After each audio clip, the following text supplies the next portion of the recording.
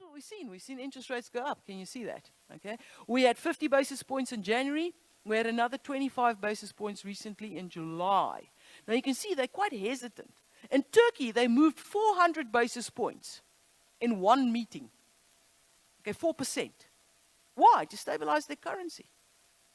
To offer a higher return for the risk that's been taken to foreign capital. We compete with Turkey. We compete with Brazil. So they up interest rates. We can't ignore it. We don't have to up by as much as they're upping, but we do need to consider it. So they went 50 in January because the rand was falling through the floor. Okay. Then the rand stabilized. Foreigners came back to get the higher interest rates because US interest rates, after all, has not gone up yet. Okay. And then in July, when the rand came under renewed pressure, when we had another sovereign risk downgrading, unfortunately, this time by, was it S&P? S&P downgraded us, where we are now only one notch above junk. All right, a little bit disturbing, and I'll explain that later. So quite frankly, then they basically they moved with 25 basis points. They hesitant to move by too much. Why? Because your economy shrunk by 0.6% in the first quarter. So you want to play this very delicate balancing act between sort of offering a decent return for investors for the higher risk they're taking, trying to contain inflation, trying to support the rand without killing your economy. Virtually impossible job. And that's what the Reserve Bank has to do under the current circumstances. Okay, so what do we think they will do? Well, it all depends on when US interest rates go up. At the moment, we're saying second half of 2015, early part of 2016. This is when the rand will be at its most vulnerable. Now, over the period up to that, then we can help ourselves or we can hurt ourselves. The one thing we must avoid before we get to the point where US interest rates go up is another sovereign risk downgrading. Why? Because not only is our entire country running at a deficit, but our government as an entity on its own is also running at a deficit. So government spends more than it gets in taxpayer money. And that amount it has to borrow. And just like the current account deficit, you're not allowed to run a budget deficit of over 3% of GDP, and of course we do. There are also problems with how we spend the money we borrow. I'll talk about that a little bit later on. Okay, so there's also problems with that. So foreigners looked at that and they said, ooh, that doesn't look too good. Your economy is not growing.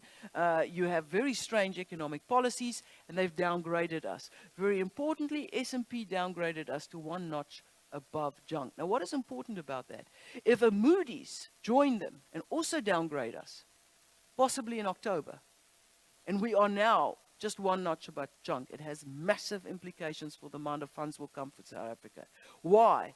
Because almost 40% of government's borrowings are now financed by foreigners. Almost 40%. Okay?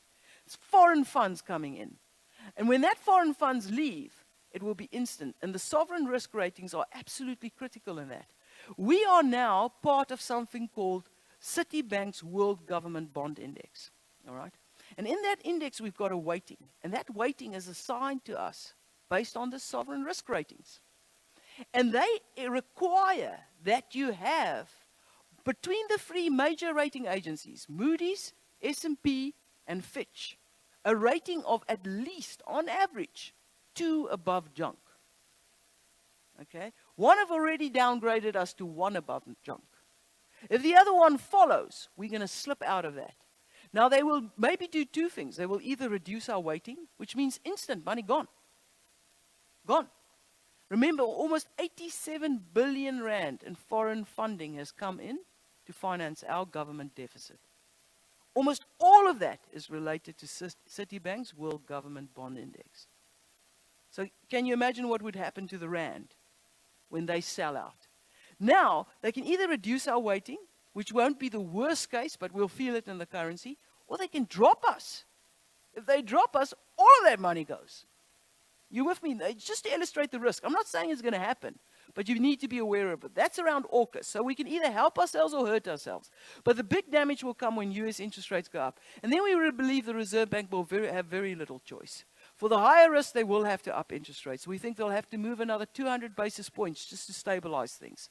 And that takes you to a peak of over the entire cycle, 100 this year. Okay, so there's another 25 basis points probably this year, and that will probably coincide with those sovereign risk ratings, which would be around October, November, in our opinion. They might push it through in September. We don't not personally attached to November, but we think November is more likely because it will be after the sovereign risk report comes out from Moody's. Okay, so then another 25 basis points, and then flat, and then, in our opinion, another 200 basis points. So the overall cycle, 300 basis points, all in an attempt to contain the rand, all in an attempt really to just calm things down and keep inflation under wraps best they can. Right. Now if interest rates go up, that has implications for the consumer, doesn't it? The implications for anybody that has debt.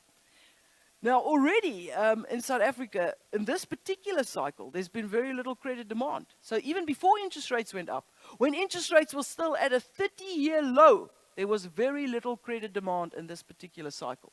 So there you go. This is what it looks like. You're looking at real credit growth and interest rates. Look at interest rates. Over 30-year low. Look at credit demand in this cycle. It's a little blip. Okay. So that's exactly how hard it's been. Do you feel sorry for the banks now? You have a little bit of sympathy for us, for goodness sake. I mean, look at that. Okay, so the consequence of it is, of course, now interest rates go up, you're going to squeeze it even further, and that will have impacts on consumer spending and so forth. Okay, so the global environment has significant implications. For exports, it could be positive because it's picking up.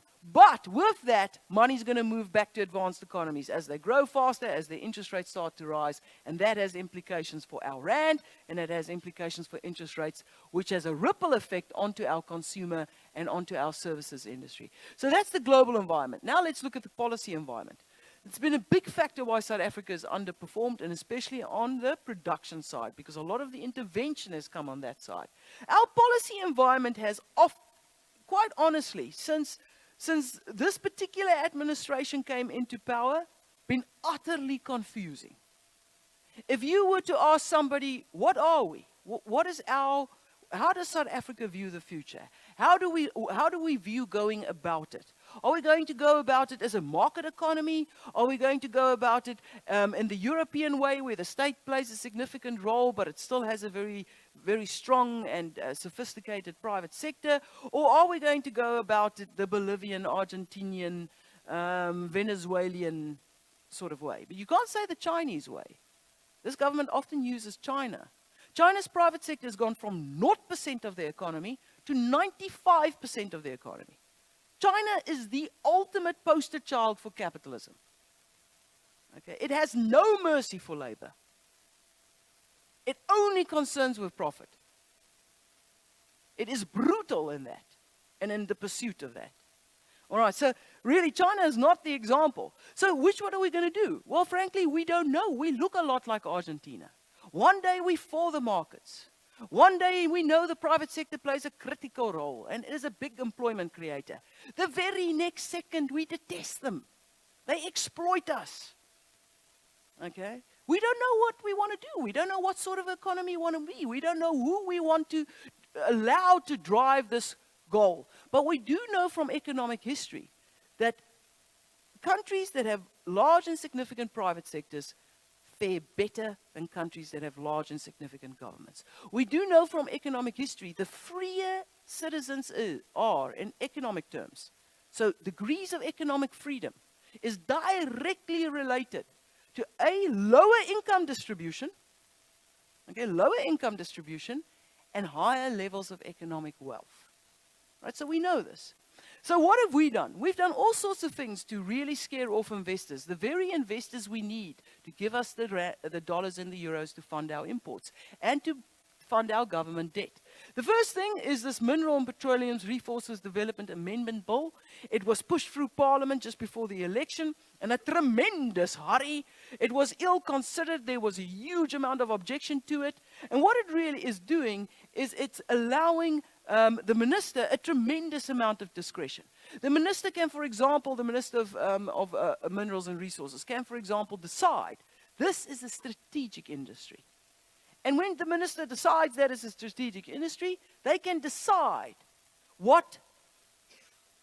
how much they own of it, how they control it, what it sells its goods for, what's the price it sells it for, how much it sells, who it sells to.